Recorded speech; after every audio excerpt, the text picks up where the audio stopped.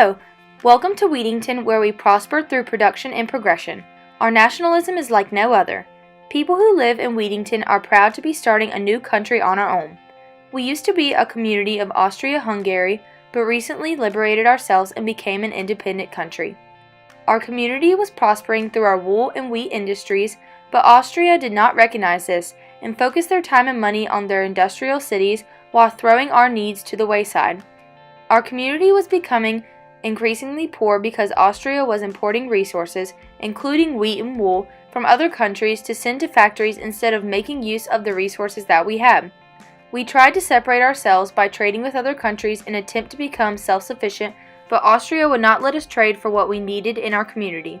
The only way for Wheatington to continue to grow as a community was if we became independent from Austria, so we did. Now we have the free trade we have always wanted, and our people work to produce goods while receiving fair wages. We strive to create a high quality of life for our people. By producing our own goods, we make use of our resources and keep our people happy. Our main resources are sheep and wheat. While these may seem small, they are making our country into one of the most prosperous. Our sheep give us wool to keep us warm in harsh winters and are also good for trade within the countries around us. Our wool production is usually done in-house or in our textile mills. We have rich land that our wheat and other crops are grown on that feed our community and are also good for our trade market. The other crops that we grow have been traded with the countries around us in order to help provide for our people. We are aware we cannot live on just wool and wheat, so we created good communications and fair trades with those around us. While we are landlocked, we use all of this land to our benefit. Farming is our biggest source of income, and our land grows crop like no other. We do have two large cities on either side of our country, Wolfsburg and Glutenton. These cities are primarily used for living spaces, textile mills, and large churches. We don't want overcrowding, but we also don't want our people to not have a place to live.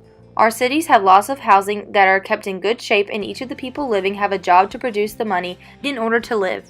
Speaking of our large churches, we are a very Christian community in the cities and in the rural areas. We welcome Catholics and Protestants and encourage anyone to come worship with their other believers. Our atheist and agnostic communities are very minimal, but are still accepted as part of our nation. Our people have the freedom to choose their own religion and how to practice it. While our cities have all of these great features, we also have a plentiful of beautiful landscapes in the city and in the countrysides. We are surrounded by lakes, forests, open land, waterfalls, rivers, and streams. We use all of our water sources to power our textile mills and also for consumption for the people. The water access is open to all, and no one man may own a water access, even if it is on his own property. The water access belongs to the government, and they decide what will be done with it. The government of Wheatington is a socialist republic. Landowning males who work to produce a good are eligible to vote in Wheatington. New members in our country will be given the right to vote also, as long as they meet the same qualifications. Citizens of Wheatington are able to vote for members of parliament and the head leaders. The parliament consists of 90 members. There will be 30 members elected from the wheat industry, the wool industry, and other working class members. Since wheat and wool are our main resources and produce goods, they each have their own section of elected leaders in Parliament. Also, one main leader will be elected from each of the same groups. Parliament's role is to vote on proposed laws, regulate laws, discuss issues within the industries, decide upon and allocate taxes, and monitor education.